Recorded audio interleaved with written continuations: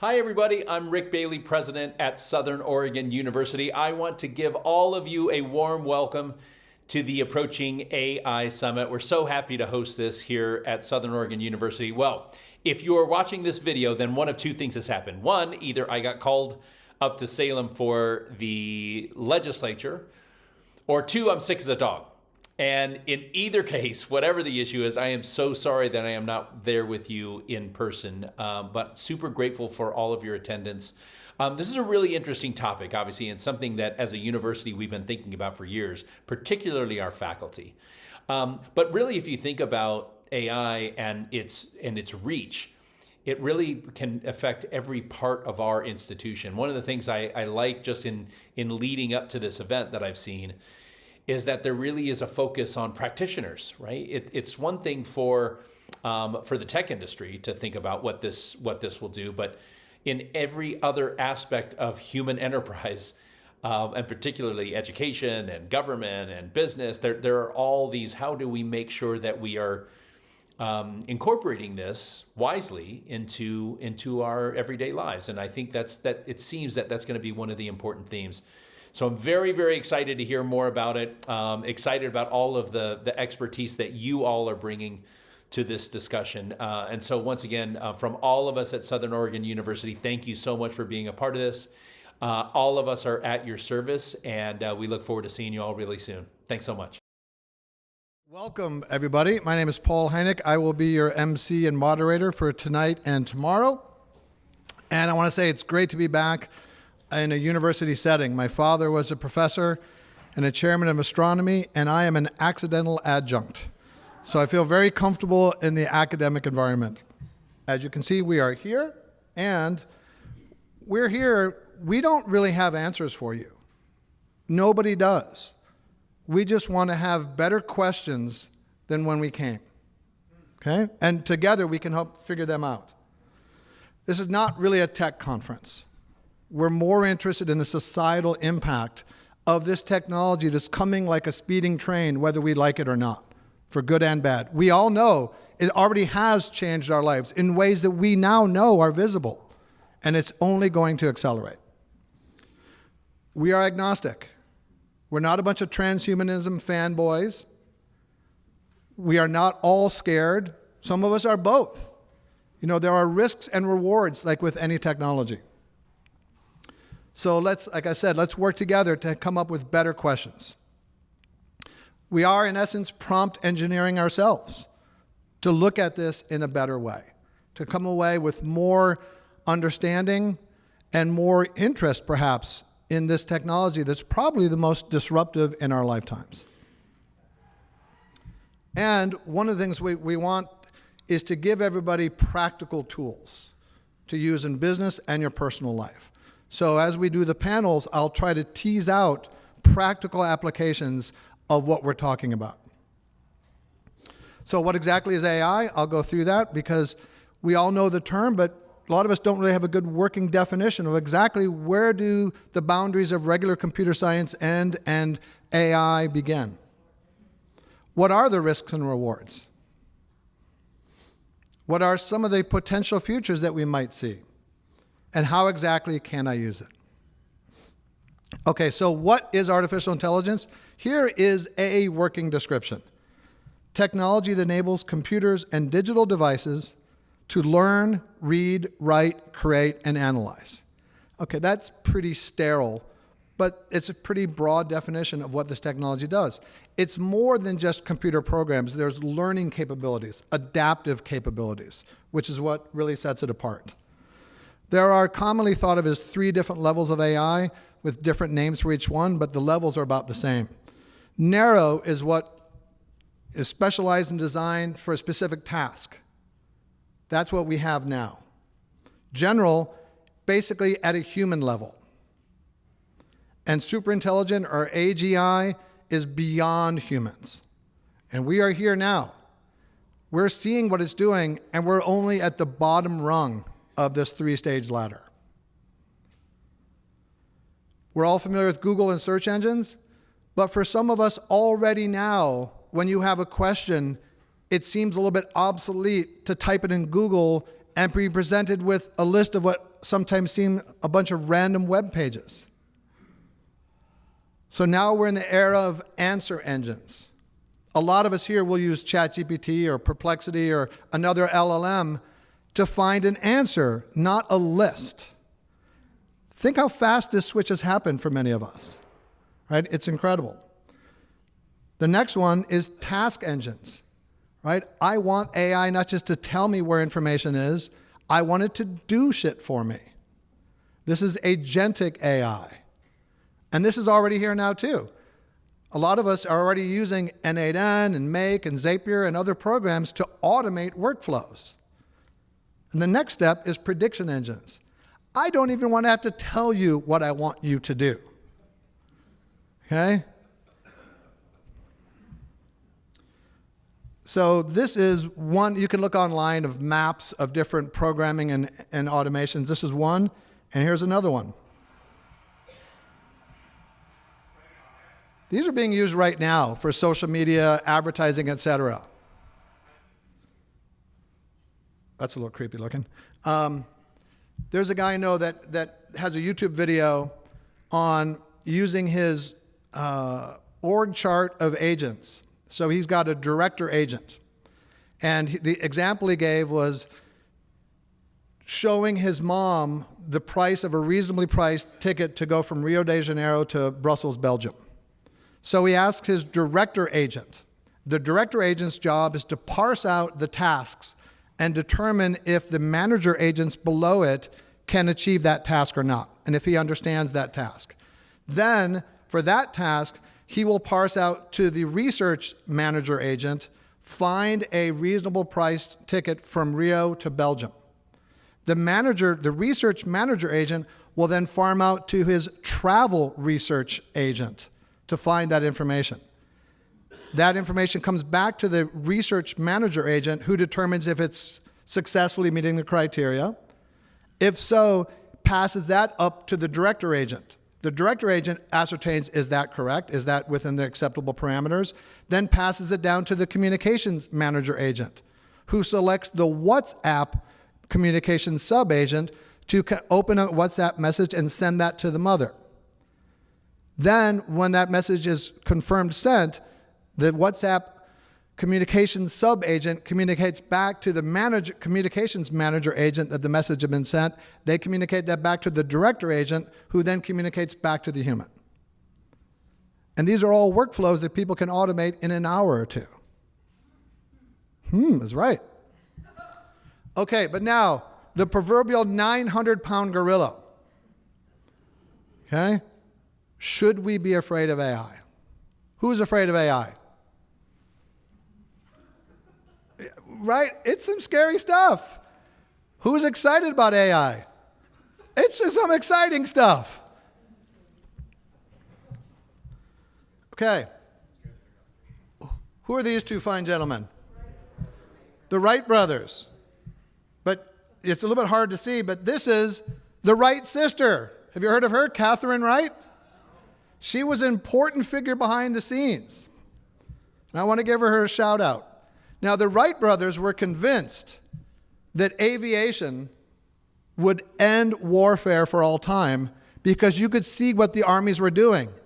They didn't think that you could drop stuff on them. Okay? Tools can be used in all ways.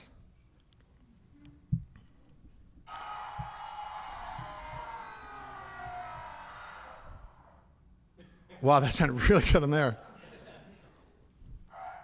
I'll be back. Okay. Hollywood presents distinctly dystopian views of AI. Why? Because they need drama. If they marketed a movie called Village of the Nice, Happy AI People, you're not going to get a lot of people to come. So Hollywood they need to show violence and drama to get people to come. But it's not necessarily the future of AI. Now, I'm going to tell you something, and I'm going to warn you not to look this up. This is scarier than the Matrix and the Terminator put together. It is quite possibly one of the most terrifying thought experiments ever conceived, And if you do look up Rocco's basilisk online, you will wish you had not. That's right? Okay? And I made this image of terrifying AI with AI. Okay. Now let's pull it back a little bit. Okay? I'm going to show you some examples of AI that I've used because I have no artistic talent whatsoever. Wow. But I can think of fun things. That's what a liberal arts major does, thinks of things that have no meaning. So a friend of mine is half Persian and is from New Orleans, and I call her a Persian Cajun unicorn. I can illustrate things, very abstract concepts or far-fetched things, just by talking. This is a jackalope realizing he's not real.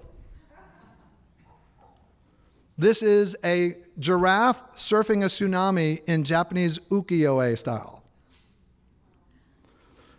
This is one of my favorites. This is the nexus of Bitcoin, aliens, and DMT.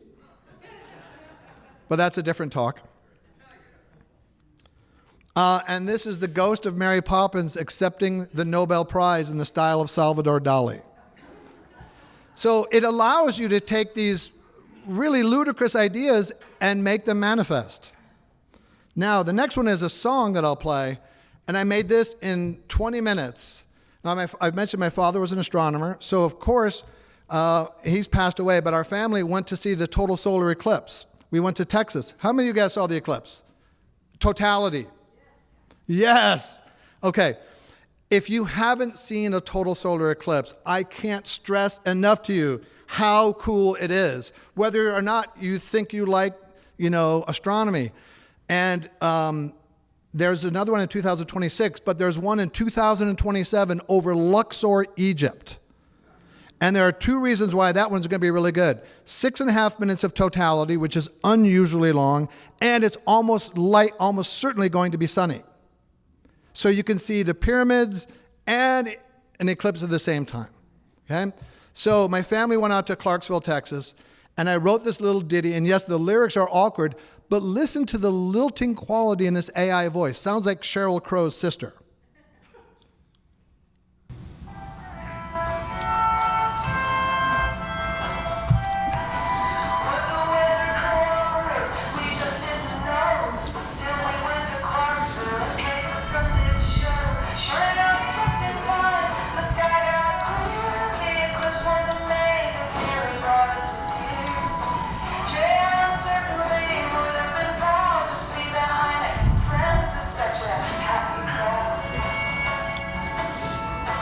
Little AI steel guitar. The next one is a little video I made that I showed Adam last night. I just lost my cat of 16 years. Thank you. And for about 9 months, it was the health management phase, and he had digestive issues. So one morning I got up and I actually was happy because there was a solid poop in the litter box. Thank you. Thank you. I'll take it.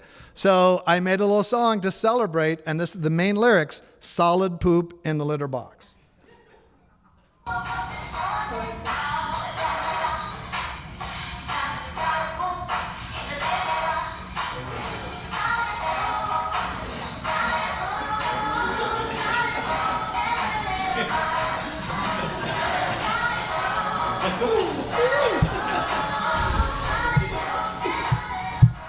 Cat owners now. Okay. A lot of us grew up driving like this, right? And that got folded, it got torn, coffee stains on it, all sorts of things, but that's how we got around.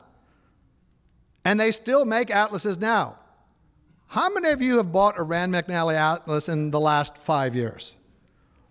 Okay. Now, I live in LA. I was driving somewhere to a conference, and this is what I use. This is Waze. A lot of you guys know Waze, okay? Now, this is free, and it shows me the route. It shows me how long it's going to take to get there. Shows me if there's any tolls or ferries, how to avoid them. And it shows me all the little traffic incidents coming up. All that live for free on my device that doesn't have coffee stains and doesn't fold. Okay? That's what happens when things go digital. But the ultimate evolution of maps going digital is driverless cars. Again, I don't want to tell AI what I want. I want it to just do it. Drive me there. Don't make me turn the wheel. Now, some of us are scared of driverless cars. I think we're going to have an inflection point very soon where we'll be scared to see a human driving. Right? And this is what I think. Will we make it until the computers take over? Please hurry up. We're not doing a very good job here on Gaia. Okay, so this is a popular quote online. I wanted AI to do my cleaning and laundry, not my creative writing. Employment. This is something that we'll be talking about in the conference. There certainly is going to be disruption from AI. There's already disruption in AI. But this article was written in Reason Magazine by a good friend of mine who was an executive at OpenAI. And there are a lot of people who think that, yes, after the disruption, it could lead to full employment. So it's not all doom and gloom from an employment point of view in the long term. And that's something I think we may well talk about. AI is already very useful in healthcare. Right? They've done experiments showing that AI is more effective than doctors in a lot of cases.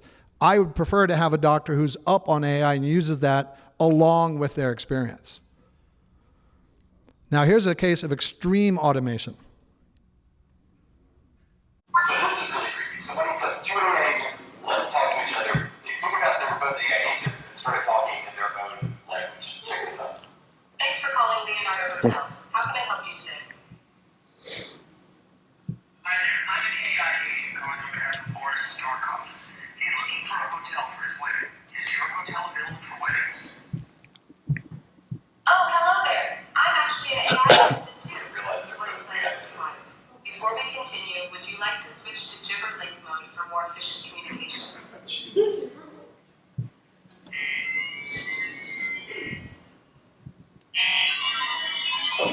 When they throw through this thing called gibberling mode, that's how they're communicating. It's like beeps and things like that. It's way more efficient. That's why they switched it. So it makes logical sense. Okay, so that's not true. That's a fake, but it's believable. How long until it's real? 2 years, 3 years? I mean, we're in the age now when you see a video online and you think, could it be Photoshop? Maybe it's real because the technology is caught up to Photoshop. Now, we don't always know what AI will do. Ask Elon Musk.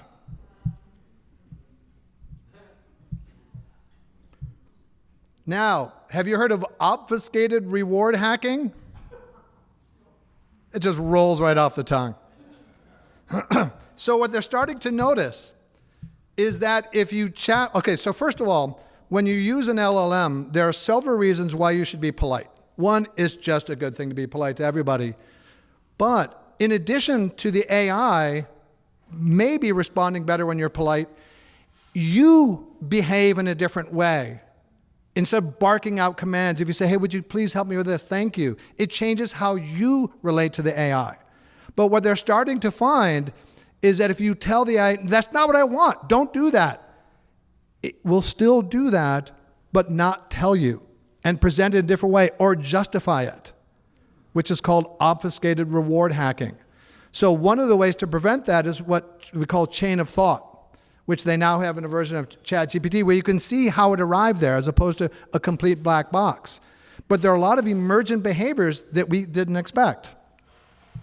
So I worked on Lord of the Rings, and one of the pieces of software created for Lord of the Rings was called Massive. So when you used to have like a movie with a football stadium, they had like balloons for people like bobbing around like this. Then they created software to make digital doubles.